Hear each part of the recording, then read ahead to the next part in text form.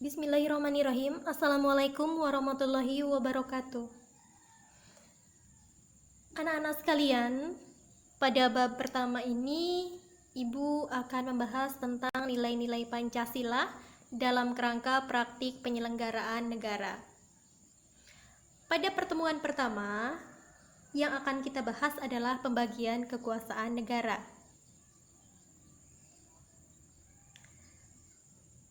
Sebelumnya, kalian harus tahu dulu apa tujuan pembelajaran kita kali ini. Diharapkan setelah pembelajaran hari ini, kalian bisa menjelaskan sifat hakikat negara. Yang kedua, mendeskripsikan pembagian kekuasaan dalam negara. Yang ketiga, membedakan pembagian kekuasaan dan pemisahan kekuasaan. Yang keempat, mengklasifikasikan lembaga-lembaga negara di Indonesia berdasarkan konsep pembagian kekuasaan. Yang kelima, menganalisis pembagian kekuasaan di Indonesia berdasarkan Undang-Undang Dasar Negara Republik Indonesia tahun 1945. Kita masuk ke pembahasan pertama, sifat hakikat negara. Sifat hakikat negara mencakup sifat memaksa, sifat memonopoli, dan sifat mencakup semua. Apa itu memaksa? Negara mempunyai sifat memaksa, dengan demikian negara memiliki kekuatan untuk memakai kekuatan fisik secara legal agar peraturan perundang-undangan ditaati. Memaksa berarti mau tidak mau harus dilakukan. Kita ibaratkan negara adalah sebuah sekolah. Sekolah memiliki tata tertib. Ketika kalian tidak taat pada tata tertib, otomatis kalian akan mendapatkan sanksi. Begitu juga dengan negara. Ketika kalian tidak taat pada peraturan negara, misalnya membayar pajak, maka kalian akan kena denda. Yang kedua, monopoli. Dalam hal ini, negara mempunyai hak tunggal dalam menetapkan tujuan bersama dari masyarakat. Monopoli, maksudnya apa? Suatu hal yang penting yang menjadi tujuan bersama masyarakat itu dikuasai oleh negara. Contohnya apa?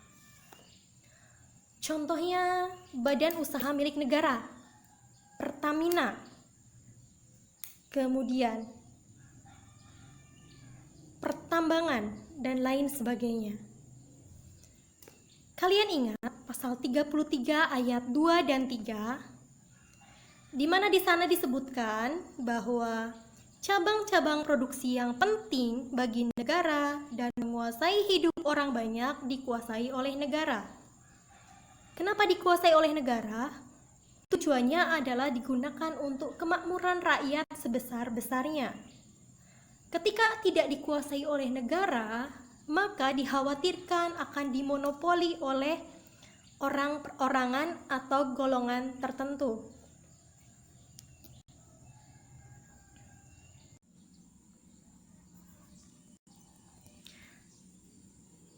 Yang selanjutnya adalah sifat mencakup semua. Artinya, semua peraturan perundang-undangan berlaku untuk semua orang tanpa kecuali. Ketika peraturan perundang-undangan ditetapkan, berlaku untuk semua orang, baik itu yang kaya, yang miskin, yang tahu, ataupun yang tidak tahu. Kita semua tahu bahwa ketika peraturan perundang-undangan akan ditetapkan, pasti ada masa tenggang untuk sosialisasi. Selanjutnya, secara garis besar, kekuasaan dalam negara di dunia terbagi menjadi 3 kekuasaan besar. Ada kekuasaan eksekutif, kekuasaan legislatif, dan kekuasaan yudikatif. Apa itu eksekutif? Eksekutif itu adalah pelaksana aturan atau pelaksana undang-undang atau regulasi. Siapa eksekutif? Eksekutif ini adalah presiden, wakil presiden, dan menteri-menterinya. Lembaga legislatif. Siapa lembaga legislatif? Lembaga legislatif adalah lembaga yang membuat aturan, membuat undang-undang, membuat regulasi. Siapa legislatif? Ada MPR, DPR, dan DPD.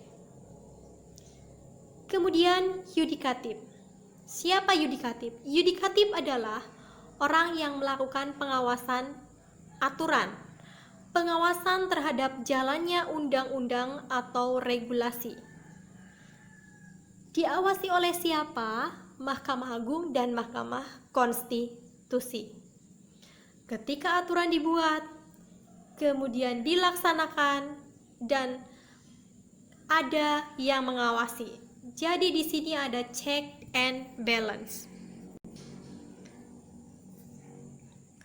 Selanjutnya, teori kekuasaan dibagi menjadi dua.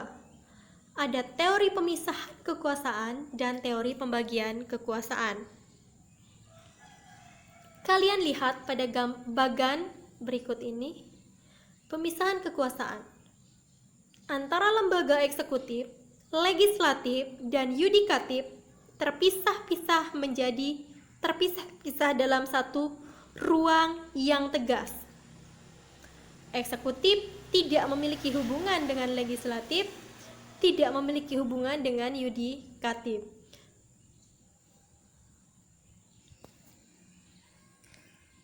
Pembagian kekuasaan antara lembaga eksekutif, lembaga legislatif, dan lembaga yudikatif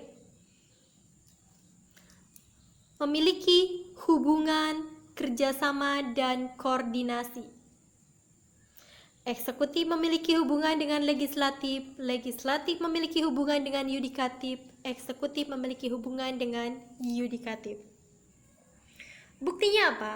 Kita lihat, ketika presiden mengajukan rancangan undang-undang atau APBN, maka harus mendapat persetujuan dari DPR. Begitu pula sebaliknya, ketika DPR mengajukan rancangan undang-undang, dalam penetapannya harus mendapatkan persetujuan dari presiden. Bukti selanjutnya adalah grasi. Grasi adalah pengurangan masa tahanan.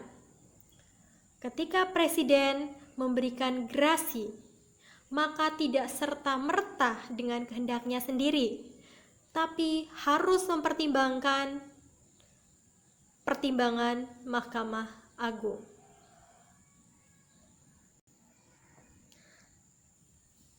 Amnesti.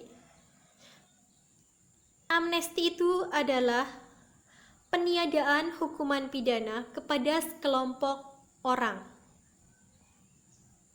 Terdapat dalam Undang-Undang Pasal 14.